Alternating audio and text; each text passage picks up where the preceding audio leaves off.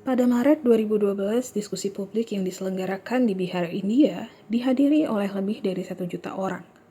Ini adalah diskusi publik dan pertemuan terbesar di dunia yang membahas persoalan agama oleh satu orator. Pada suatu kesempatan, Dr. Zakir Naik berkunjung ke Amerika.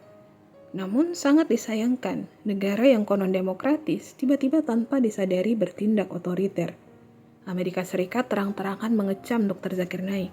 Di negara-negara yang mengaku pelopor demokrasi, dengan kedatangan Dr. Zakir Naik, mereka menunjukkan wajah yang kontras. Antara pemerintah dan rakyat bertolak belakang. Terbukti, meskipun banyak warga Eropa dan Amerika kagum dan jatuh hati terhadap gaya bertutur dan dakwah dari Dr. Zakir Naik, namun pemerintah mereka sangatlah membenci. Mengapa para rakyat dan pemerintah tidak sejalan? Pada saat warga berusaha menghadiri forum-forum Dr. Zakir Naik, sejumlah negara seperti Inggris dan Kanada mencekal kedatangannya. Perlu kita bertanya, apa yang didakwahkan Dr. Zakir Naik di Amerika? Mengapa pemerintah Amerika sangat membenci? Ada banyak alasannya. Pertama, Dr. Zakir Naik menyatakan bahwa teror 9 September adalah pekerjaan orang dalam. Ini adalah alasan formal yang disampaikan oleh pemerintah Amerika Serikat sebagaimana diberitakan Washington Post. Tentu saja, penyebutan pekerjaan orang dalam dapat membersihkan nama baik Islam dan umat Muslim, serta membuat malu para pakar konspirasi yang mencoba merusak citra Islam. Kebencian pemerintah Amerika Serikat terhadap Dr. Zakir Naik terlihat ketika mengecamnya tepat sewaktu Dr. Zakir Naik mendapatkan penghargaan dari pemerintah Arab Saudi pada Maret 2015. Amerika tidak suka melihat Dr. Zakir Naik dinobatkan sebagai pembela Islam. Seorang juru bicara Departemen Luar Negeri, Jen Psaki, mengatakan, pandangan Dr. Zakir Naik tentang teror 9/11 sungguh tercela. Kata tercela sangat masuk akal bagi pemerintah, karena Dr. Zakir Naik memang berusaha membersihkan Islam, di mana Islam itu sendiri tidak mengajarkan terorisme. Apabila terjadi terorisme seperti teror 9/11, maka otomatis harus dicurigai, harus dipertanyakan kelompok manakah dari golongan Islam yang mencintai terorisme. Adakah ajaran teror dalam Islam dan apakah mayoritas Muslim mendukung terorisme? Persoalan inilah yang hendak dipertegas oleh Dr. Zakir Naik. Kedua, pemerintah Amerika membenci Dr. Zakir Naik yang telah dengan detail membeberkan terorisme Amerika. Hal yang juga dikecam Washington dan mencuat di media adalah pernyataan Dr. Zakir Naik yang memojokkan nama baik Amerika. Jika Amerika selama ini menuduh kelompok Muslim sebagai biang keladi dari adanya radikalisme, fundamentalisme yang berbuah terorisme, maka Dr. Zakir Naik balik mengecam dan menyatakan bahwa Amerika adalah teroris terbesar. Tidak ada pecinta teror yang lebih keji daripada Amerika. Dengan demikian, kebencian pemerintah Amerika sangat besar. Namun, mengapa negara yang mengaku paling rasional dan logis serta ilmiah tersebut tidak mencoba membalas tuduhan Dr. Zakir Naik dengan cara yang elegan, ilmiah, dan rasional? Tidak banyak orang yang berani seperti Dr. Zakir Naik.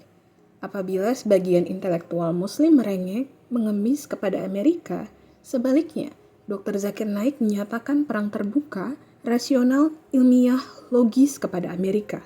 Tantangan tersebut dibalas dengan diam 1000 bahasa. Amerika hanya membalas dengan serangan emosional.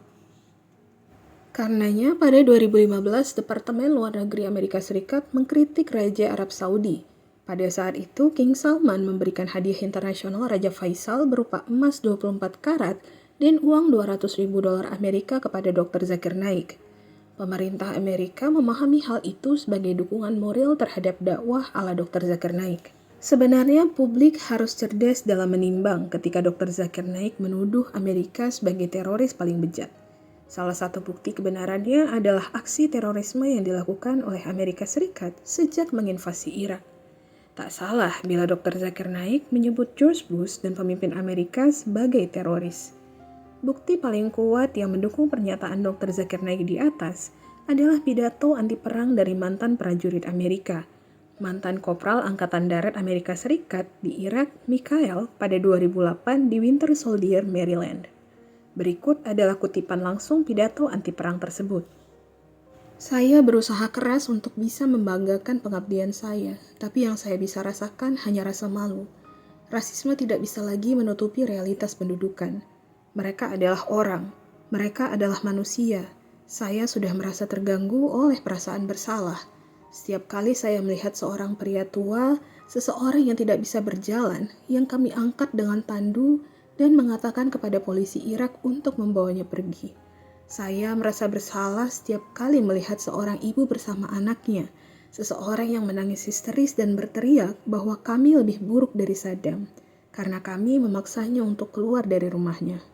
Saya merasa bersalah setiap kali melihat seorang gadis muda yang saya raih lengannya lalu menyeretnya ke jalan. Kami diberitahu sedang memerangi teroris, namun teroris yang sebenarnya adalah saya, dan teroris yang sebenarnya adalah pendudukan ini. Rasisme dalam militer telah lama menjadi alat penting untuk membenarkan perusakan dan pendudukan negara lain, dan telah lama digunakan untuk membenarkan pembunuhan, penaklukan, dan penyiksaan terhadap orang lain. Rasisme adalah senjata penting yang digunakan oleh pemerintah. Ini adalah senjata yang lebih penting daripada senapan, tank, pembom, ataupun kapal perang. Rasisme lebih merusak daripada artileri, atau bom yang menembus bunker, atau rudal Tomahawk. Sementara, semua senjata itu diciptakan dan dimiliki oleh pemerintah ini. Mereka adalah orang-orang tidak berbahaya tanpa adanya orang-orang yang bersedia memakai senjata itu. Mereka yang mengirim kami ke medan perang tidak perlu menarik pelatuk atau memutar mortir. Mereka tidak perlu berperang di medan perang. Mereka hanya perlu menjual perang. Mereka membutuhkan publik yang bersedia mengirimkan tentara mereka dengan cara yang berbahaya. Mereka membutuhkan tentara yang bersedia membunuh dan dibunuh tanpa perlu bertanya. Mereka menghabiskan jutaan dolar untuk serbuan tunggal, tetapi bom itu hanya menjadi senjata saat jajaran militer bersedia mengikuti perintah untuk menggunakannya. Mereka dapat mengirimkan setiap prajurit kemana saja di dunia ini, tapi ada perang jika tentara bersedia berperang. Dan kelompok penguasa, para miliarder yang mendapat keuntungan dari penderitaan manusia, hanya peduli untuk memperluas kekayaan mereka dengan mengendalikan ekonomi dunia. Pahamilah bahwa kekuasaan mereka hanya terletak pada kemampuan mereka untuk meyakinkan bahwa perang, penindasan, dan eksploitasi ini adalah demi kepentingan kita. Mereka memahami bahwa kekayaan mereka bergantung pada kemampuan mereka untuk meyakinkan kelas pekerja untuk mati, untuk mengontrol pasar negara lain, dan meyakinkan kita untuk membunuh dan mati, yang didasarkan pada kemampuan mereka untuk membuat kita menganggap bahwa kita adalah paling unggul. Para tentara, pelaut, marinir, penerbang tidak mendapat keuntungan dari pendudukan ini. Sebagian besar orang yang tinggal di Amerika Serikat tidak mendapat keuntungan dari pendudukan ini. Bahkan bukan hanya tidak memperoleh keuntungan, tapi kita juga menjadi lebih menderita karena hal ini. Kita kehilangan anggota badan, bertahan hidup dengan menderita trauma, dan memberikan nyawa kita. Keluarga kita harus menyaksikan peti-peti mati yang terbungkus bendera Amerika yang diturunkan ke dalam tanah. Jutaan orang di negara ini hidup tanpa perawatan kesehatan, pekerjaan, atau akses untuk mendapatkan pendidikan, dan telah menyaksikan bahwa pemerintah ini telah menghambur-hamburkan lebih dari 450 juta dolar sehari untuk pendudukan ini. Orang-orang miskin dan para pekerja di negeri dikirim untuk membunuh orang-orang miskin dan para pekerja di negara lain, untuk membuat orang-orang kaya menjadi lebih kaya, dan tanpa rasisme, tentara akan menyadari bahwa mereka memiliki lebih banyak kesamaan dengan rakyat Irak, daripada yang mereka lakukan bersama para miliarder yang mengirimkan kita ke medan perang.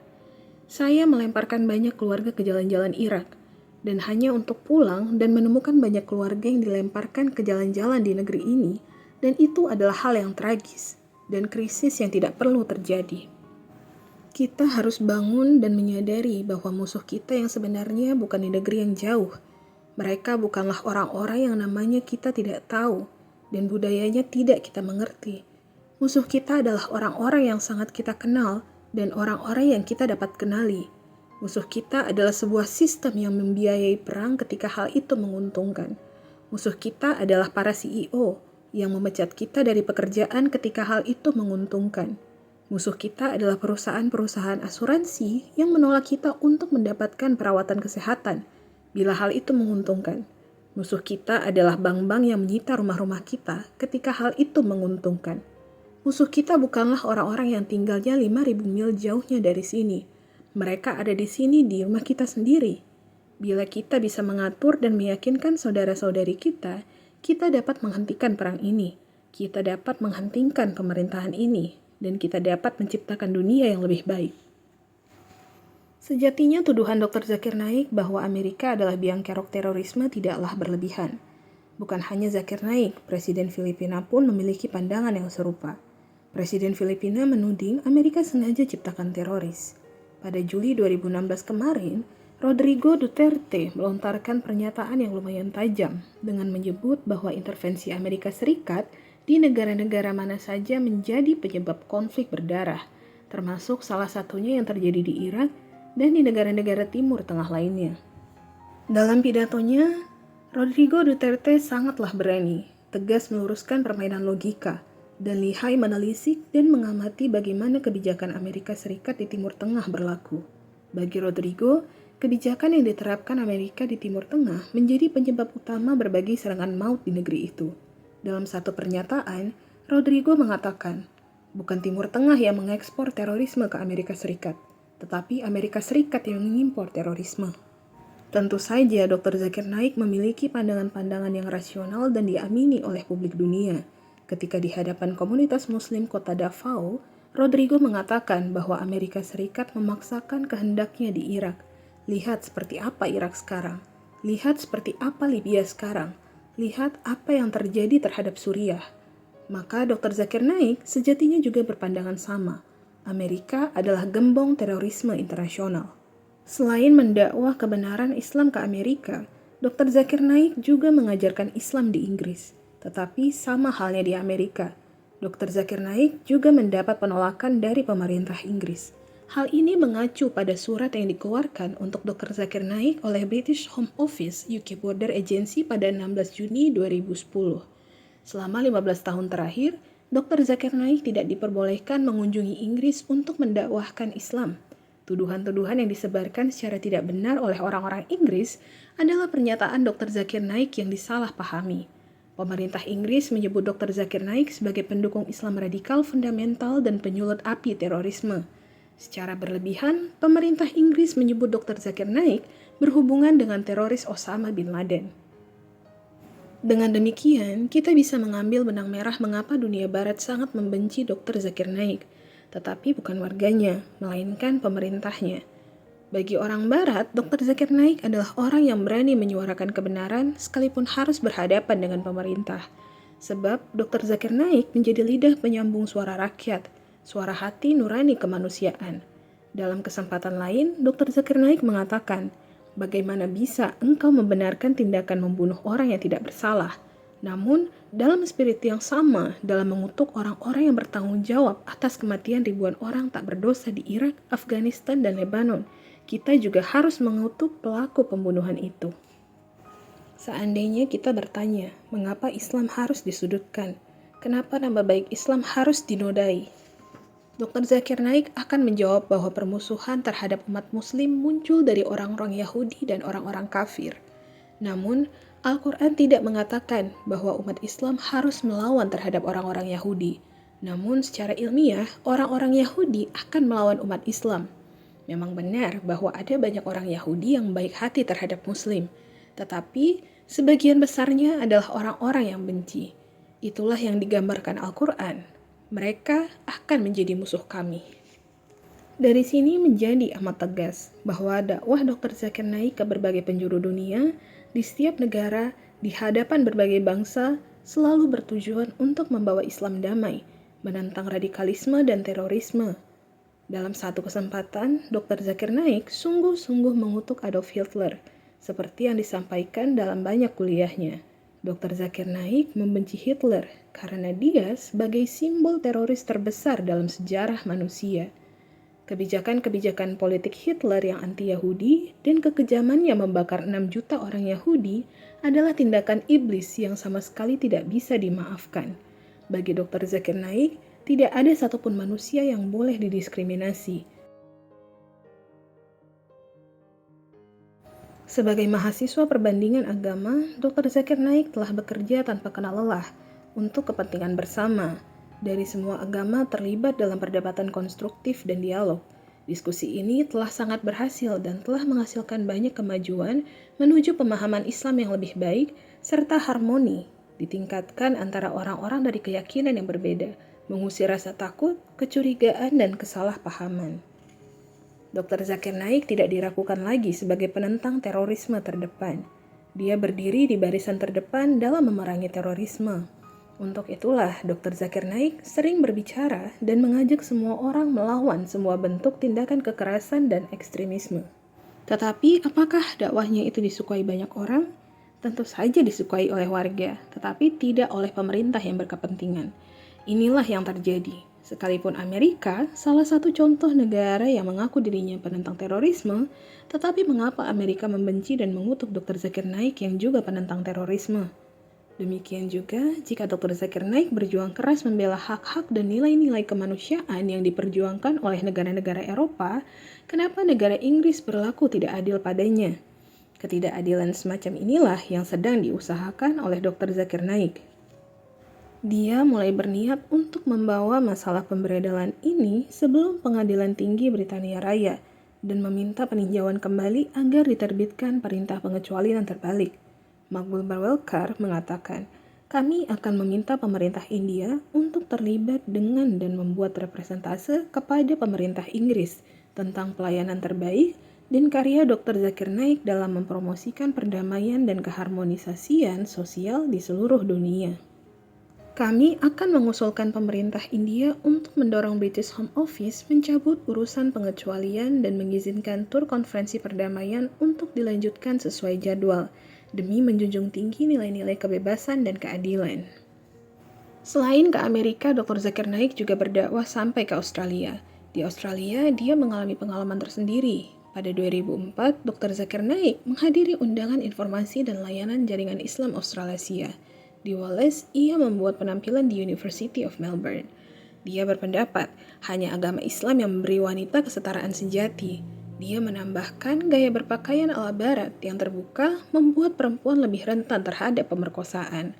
Tentu saja, hal itu memicu protes dan ketidaksukaan publik. Salah satunya datang dari Sushi Das dari The Age yang berkomentar, Dr. Zakir Naik memuji superioritas moral dan spiritual Islam dengan mencerca agama lain dan juga mengejek Barat pada umumnya. Kata-kata Dr. Zakir Naik itu dipupuk oleh semangat keterpisahan dan diperkuat oleh prasangka-prasangka negatif. Di kalangan umat muslim, banyak yang beranggapan bahwa orang-orang modern terlebih yang direpresentasikan oleh orang dan budaya barat melakukan perbuatan primitif. Salah satunya adalah tampilan fashion mereka atau gaya berbusana yang lebih mempertontonkan aurat. Persoalan membuka aurat termasuk tema yang sensitif dalam Islam, bisa diperdebatkan secara hukum Islam. Kedatangan Dr. Zakir Naik ke Australia untuk menjelaskan perbedaan nilai-nilai Islam yang berbeda dari nilai-nilai Barat, tepatnya untuk urusan busana.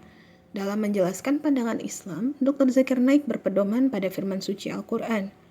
Wahai Nabi, katakanlah pada istri-istri, anak-anak wanita, serta istri-istri orang mukmin, hendaklah mereka mengulurkan jilbabnya ke semua badan mereka.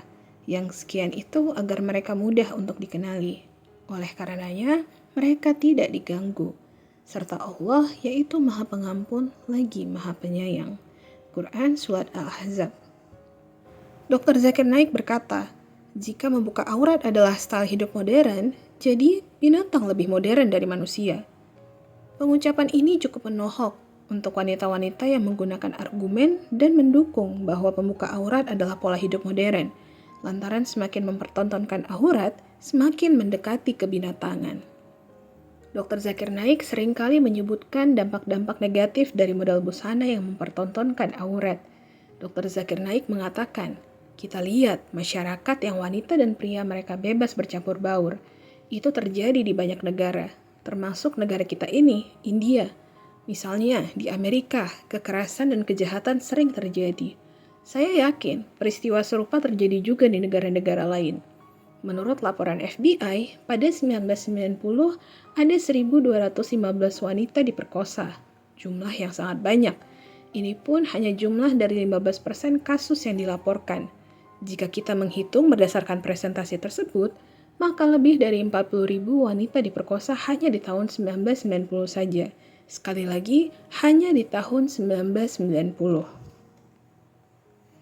Data-data yang dipaparkan Dr. Zakir Naik di setiap presentase dan pidato publiknya memang kontroversial. Dengan data-data tersebut, Dr. Zakir Naik memperkirakan bahwa akan ada sekitar 1.756 wanita diperkosa setiap hari. Jumlah yang sangat banyak, dan terjadi di Amerika, negara yang disebut-sebut memiliki kebudayaan tinggi. Kemudian kita menjadi heran, mengapa kekerasan seksual semakin meningkat di negara-negara modern? Menurut laporan terakhir, 1993, setiap 1,3 menit terjadi satu wanita diperkosa. Kenapa?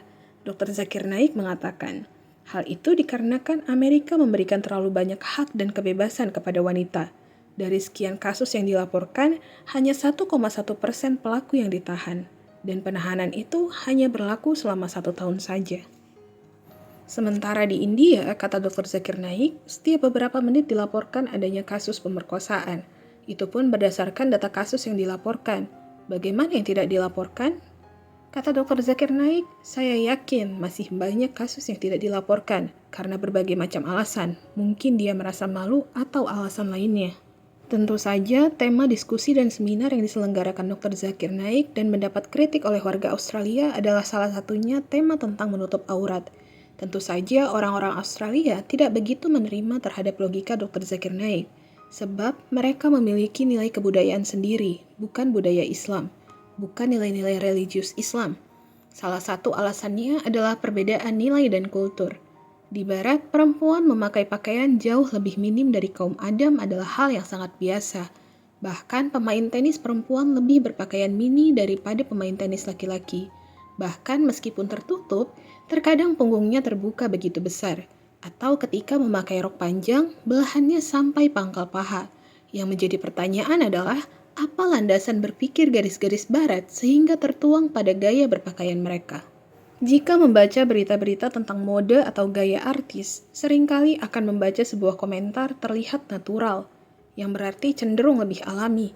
Sedangkan tubuh adalah salah satu bagian dari alam yang semakin tidak ditutupi akan semakin menampakkan keasliannya, sehingga semakin terbuka akan semakin natural. Bahkan artis macam Rihanna pun sampai hampir telanjang karena berpakaian transparan.